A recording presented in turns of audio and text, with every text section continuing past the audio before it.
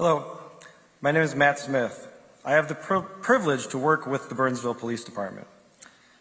It's cliche sometimes in a time of tragedy to say that these were the nicest people. But in this case, it's true. These three men really were the nicest people. That's why I was honored when Paul's close friends asked if I would say a few words about him. I found it comforting over the last week to find that many of the things I would say about Paul have also been said by his family and closest friends. This tells me that these aren't just words, but truly embody who Paul was. First of these attributes was Paul's laugh. Paul had a laugh that was infectious, and it's been said that perhaps Paul's favorite comedian to induce this laugh was Paul. Paul also was an avid watcher, and we have learned rewatcher, of the television show The Office. Last week when we met with Cindy, she asked if she could grab a few things from his desk. True to Paul, there were a number of The Office references in his cabinet. There was also what appeared to be an empty milk bottle with some handwritten notes on the side. Cindy looked up at Chief and I as if to say, "What's this about?" With all of the confidence I could muster, I looked back at Cindy and said, "No idea." But I know that whatever that bottle was about meant something to Paul and his friends. And now it means something to Cindy.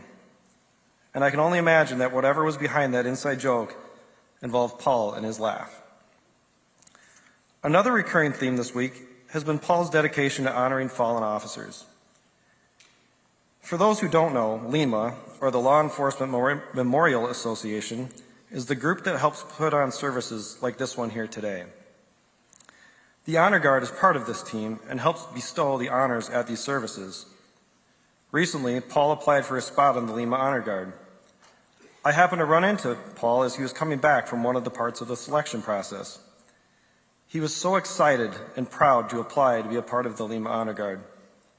I'm told that he would often polish his boots or practice formations and movements in the family living room.